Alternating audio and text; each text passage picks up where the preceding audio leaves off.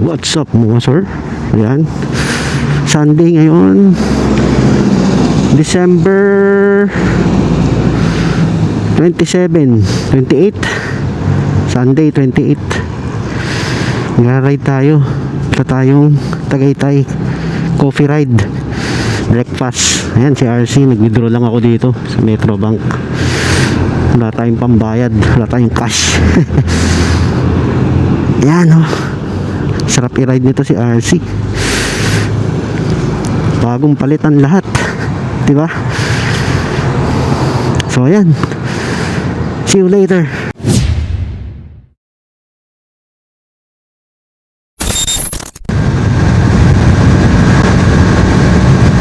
Sarap, malamig.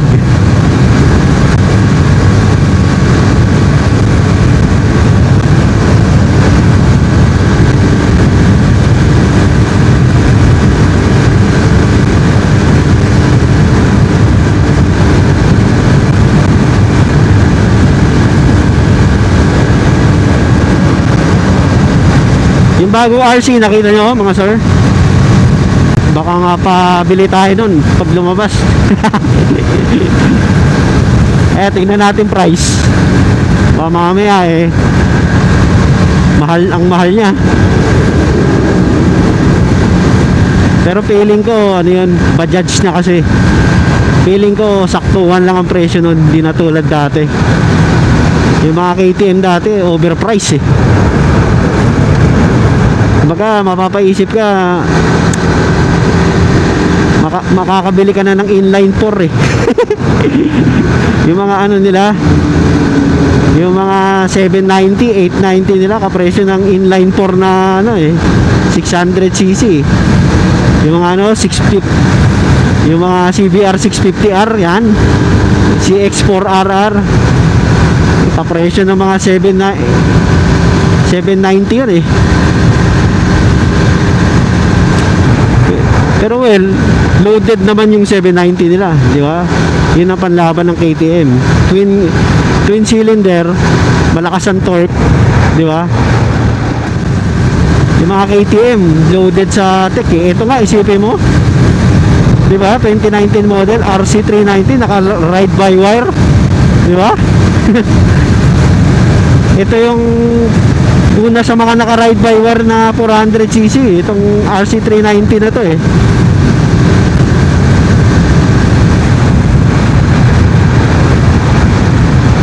Sipin mo, 2019 pa lang naka ride by wire. 2017 nilabas to yung gantong modelo. Nabili ko to 24. Isipin mo, 2018 pa lang naka ride by wire na si KTM.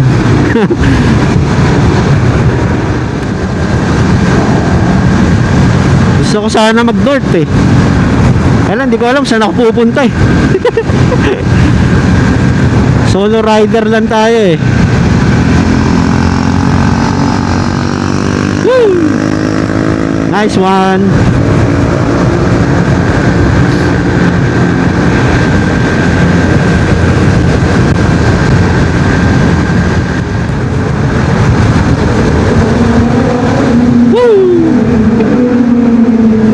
Lupet.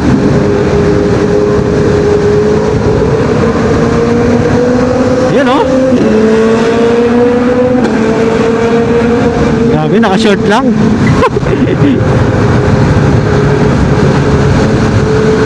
Shout out sir.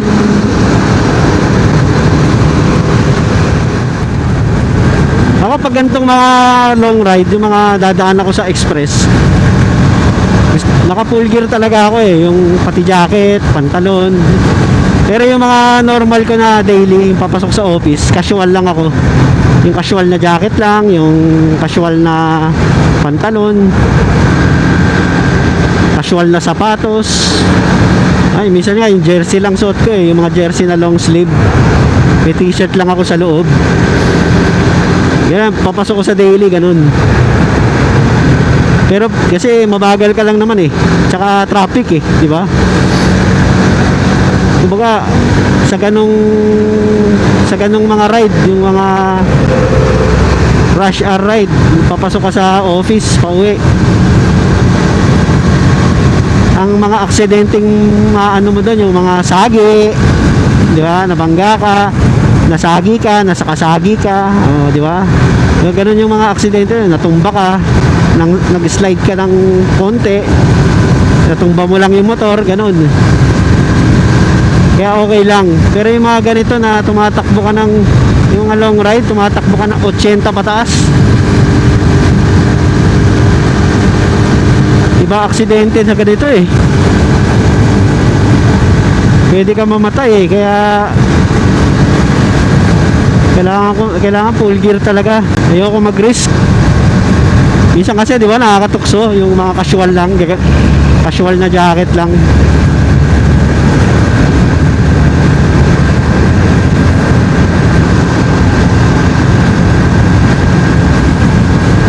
May nabili pala akong jacket sa sa Shopee lang, pero ang ganda. KTM. Ayan sa screen. Ayan, nabili ko siya nung 12. Ginamit ko pang isang beses ko palang nasuot nung nakuha ko siya. Sinuot ko na pa uwi. May lalagyan siya ng mga pads. Bibili ka na lang ng pads. Ito, sinubukan kong ilagay yung pads nito eh. Gagamitin ko sana siya. Kaya lang hindi kasya. Maliit yung niya, yung mga bulsa. So maghahanap ako ng mga protectors na kasya sa kanya para magamit ko siya sa long ride.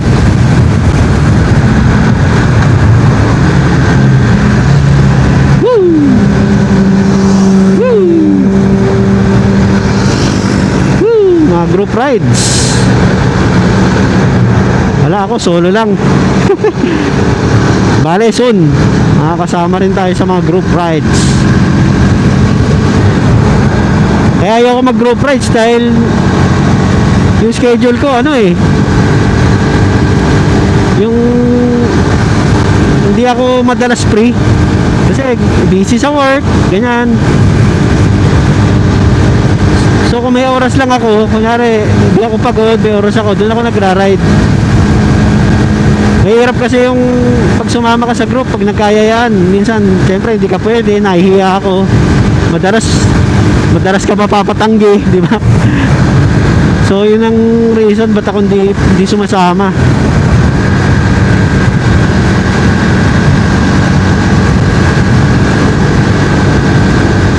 Saan ba tayo? Susana Heights. Doon daw. Lumagpas na naman tayo. Punta tayo sa Laguna. Madalas ko lagpasan yung Calax eh. Diba?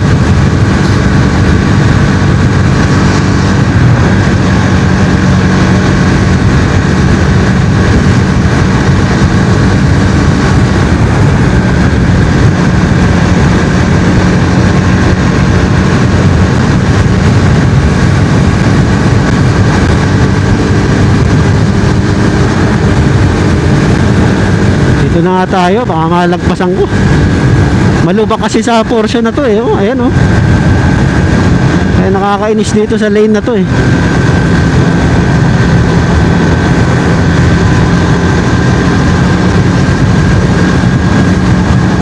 Pero malayo-layo pa naman to.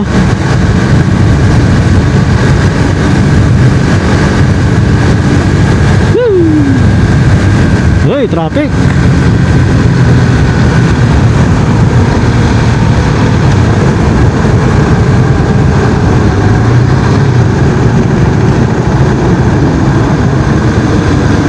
Ano to?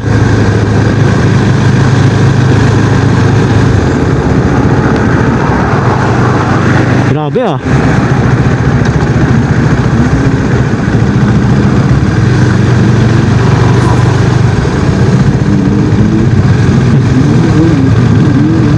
Anong meron? Sa motor to maganda eh, makasingit ka eh. May aksidente ata.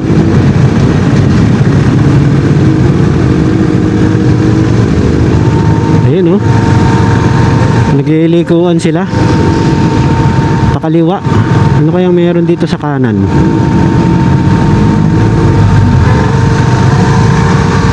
Yan oh, naglilikuan sila eh.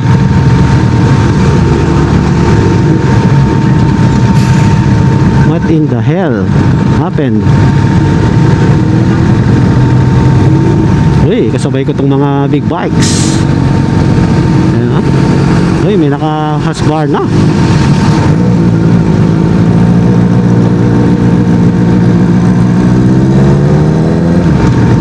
Ano nangyari?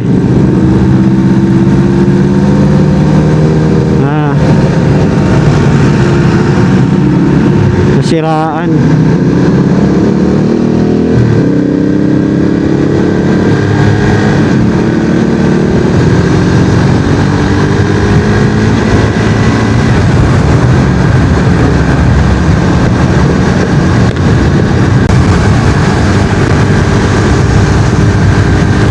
Lapit na.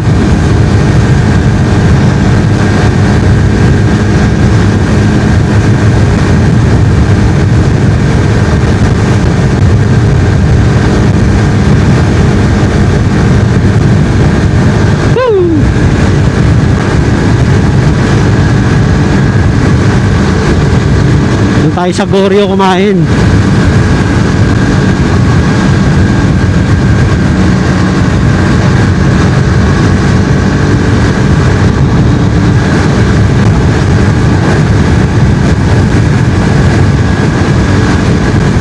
Greenfield exit 1 kilometer. Yan. Yun nga. Ito na. Ayan. Ito yung palatandaan ko. Yung McDo na yan oh. Pag nakita nyo yan, yung mga ano na yan, yun na.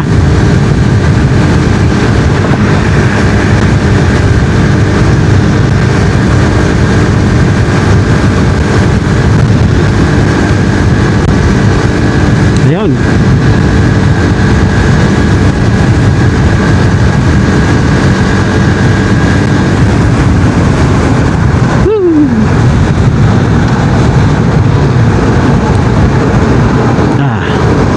Tayo.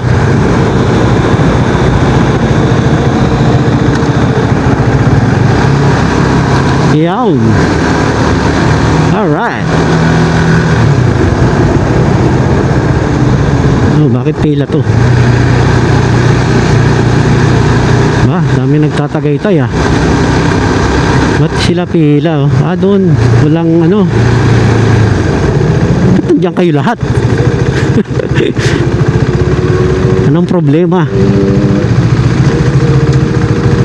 Okay. 177 Antol. Tama ba? 177. Yan, Calax, Binyan City.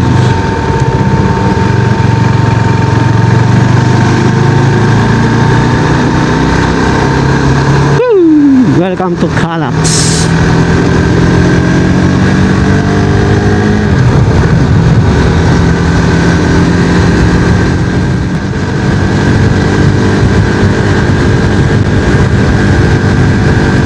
Sarap i-ride talaga ng RC. Saktuhan lang ang speed niya, hindi ka matatakot.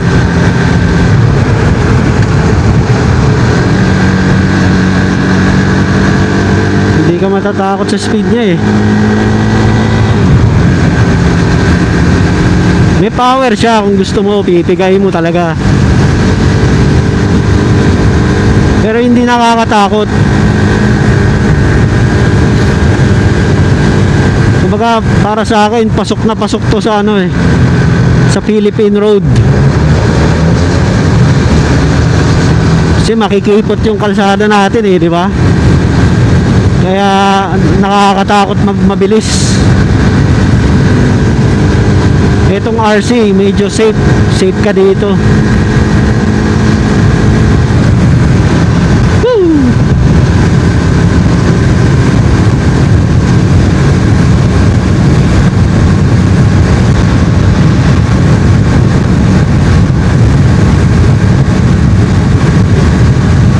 Lamig.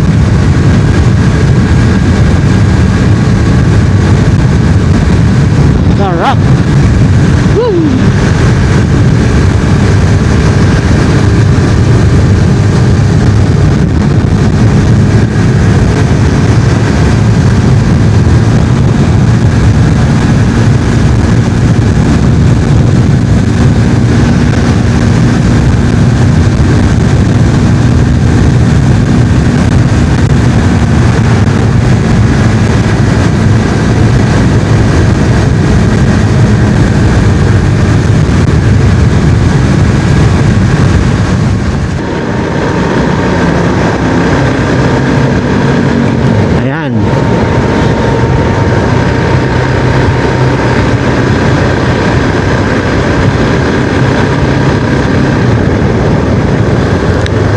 ito, yan na yan.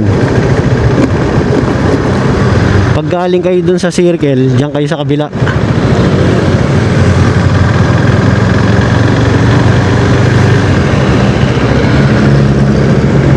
Yan.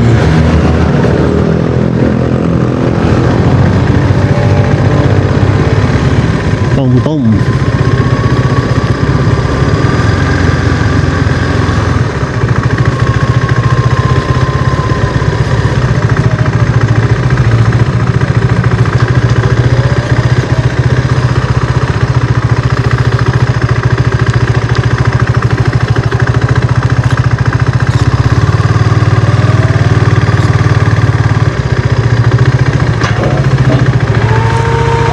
Goryo. Oo. Saan ako pa-park, kuya? Pwede dyan, yan sa mga nakaan niya. Sige, thank you Okay. Ayan yung Goryo, guys. Ayan, Ayan. Woohoo!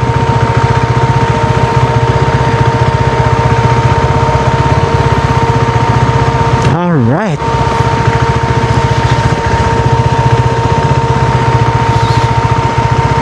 We know. Ayan. Makipila tayo dito sa mga big bike. Yan. Yan. Diba?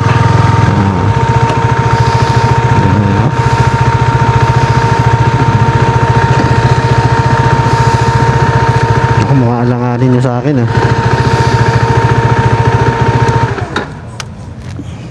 Hindi kaya.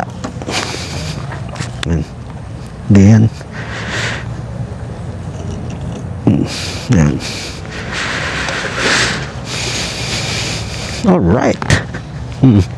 Diba? Nakpila tayo sa mga BMW at Ducatis. Yan. Ganda rito mga sir. Woohoo!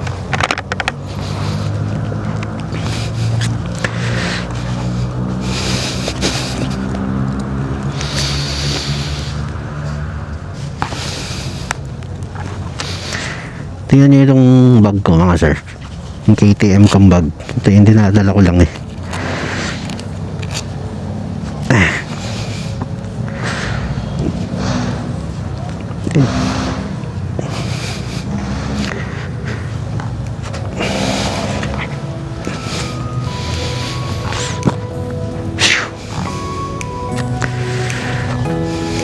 Pag nagra-ride ako, tulandala ko nabili ko sa KTM.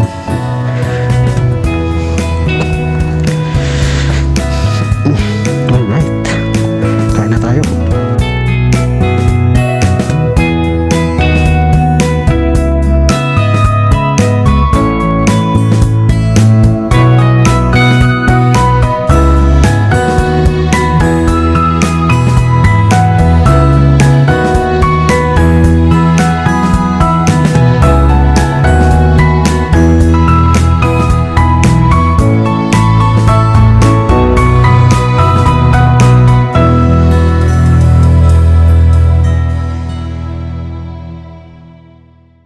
Yan mga sir, tapos na tayo kumain. Yan sarap, sulit naman siya. So yan ganda rito sa Goryo. Yan si RC natin, yan si Goryo. Yan tayo kumain. Tapos yan marami siyang parking. Ito yan may parking. May parking dyan. May parking din sa harap. Kaso dito mabato. Yan Yan, mabato siya. Yan, maganda yung view niya. Actually meron pa siya dun sa yung view dun sa parang rotonda. Yan. Ayan mga sir, punta kayo dito, breakfast. Ayun si RC natin.